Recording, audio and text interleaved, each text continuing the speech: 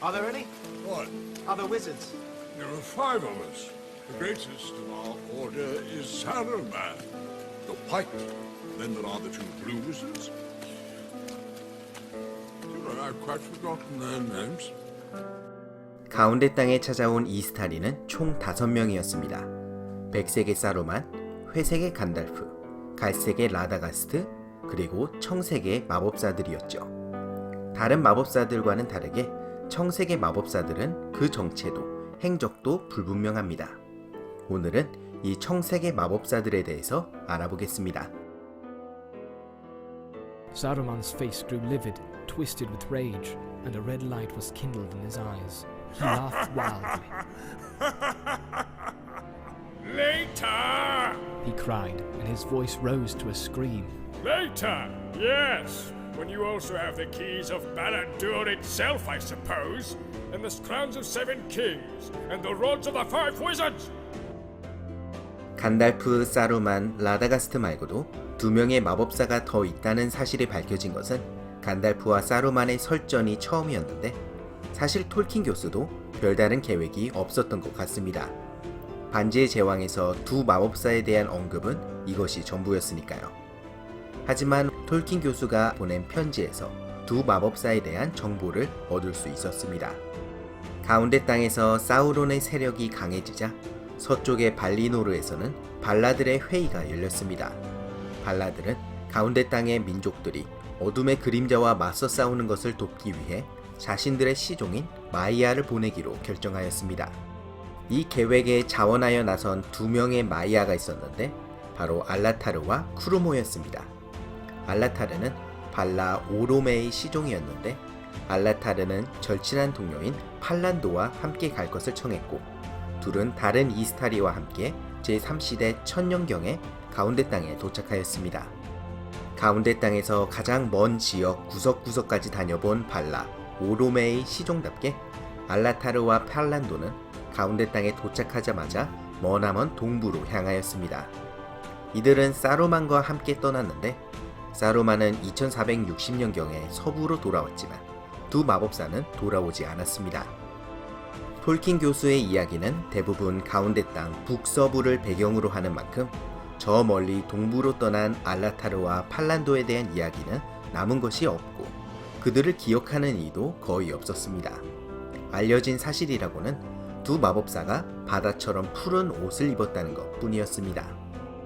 톨킨이 짐작하길 청색의 마법사들의 사명은 누메노르의 영향력이 닿지 않는 지역의 인간들을 돕는 것이었지만 결국 사루만과 마찬가지로 그들도 실패하였을 것이었다고 합니다. 또한 사우론의 패망 이후로도 이어진 비밀스러운 조직과 마법이 깃든 관습의 시초였을지도 모른다고 의심하였습니다.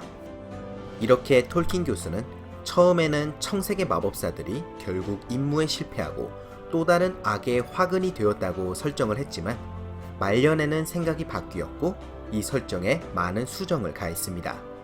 그렇기에 지금부터 설명해드릴 청색의 마법사들에 대한 이야기가 톨킨이 마지막으로 원하던 방향이라고 생각하시면 될 것 같습니다.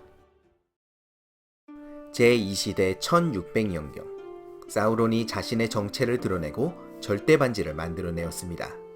뿐만 아니라 모르도르를 자신의 영토로 삼고 난공불락의 요새 바랏두르를 건설하는 등 가운데 땅은 어둠의 세력의 위협을 받게 되었습니다. 그러자 서쪽의 발리노르에서는 발라들의 회의가 열렸습니다. 발라들은 가운데 땅의 민족들이 어둠의 그림자와 맞서 싸우는 것을 돕기 위해 3명의 인물들을 보내기로 결정하였습니다. 제1시대의 위대한 요정 영주였던 글로르핀델과 훗날 청색의 마법사로 알려진 2명의 마이아였습니다. 글로르핀델과 청색의 마법사들은 제2시대 1600년경에 가운데 땅에 도착하였습니다. 즉 청색의 마법사들은 사루만, 간달프, 라다가스트보다 2800년이나 더 먼저 가운데 땅에 도착한 것이었습니다. 글로르핀델의 임무는 에리아도르에서 요정들을 돕는 것이었고 청색의 마법사들의 임무는 저 멀리 오르도르 너머의 동쪽으로 떠나는 것이었습니다. 청색의 마법사들은 동부에서 사우론에게 저항하는 세력들을 도왔고 어둠의 세력을 억제하는 역할을 하였습니다. 2 마법사들은 각기 모리네타르와 로메스타모라고 알려지게 되었습니다. 청색의 마법사들은 비록 서부의 기록에 남아있지는 않지만 사우론과의 전쟁에서 중요한 역할을 하였습니다. 제2시대 말 요정과 인간의 마지막 동맹이 모르도르에서 사우론을 포위하고 압박하는 동안 두 마법사는 동부에서 사우론을 구원하려는 계획과 군대를 저지하였습니다.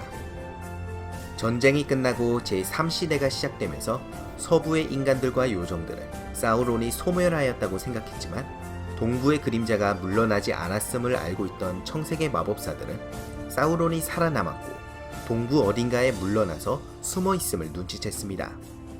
그래서 그들은 사우론의 은거지를 찾아내려고 하였지만 안타깝게도 실패하였고 사우론은 충분히 힘을 기른 후에 서부로 돌아와 돌굴두르에 은거하였습니다.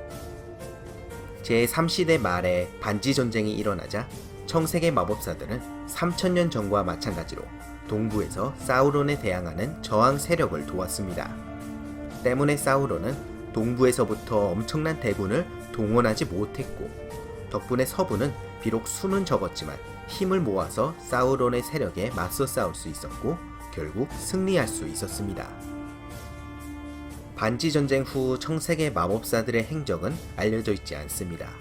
하지만 이스타리가 가운데 땅에 온 이유가 사우론에게 대항하는 자유 세력들을 돕기 위해서였던 만큼 간달프와 마찬가지로 곧 가운데 땅을 떠나 발리노르로 돌아갔을 것 같습니다. 톨킨 교수는 평생에 걸쳐 가운데 땅의 역사와 설정을 적극적으로 변화시키던 작가였고 청색의 마법사들이 좋은 예시입니다. 원래는 사루만과 마찬가지로 임무에 실패하고 악에 물들어버린 마법사에서 5000년이 넘는 기간 동안 사우론에 저항해온 최고의 레지스탕스로 바뀌었으니까요. 여러분은 청색의 마법사들에 대한 초창기 설정과 후대의 설정 둘 중 어떤 것이 더 마음에 드시나요? 아래 댓글에 남겨주시고요. 좋아요와 구독 부탁드리면서 저는 다음 영상에서 돌아오도록 하겠습니다. 감사합니다.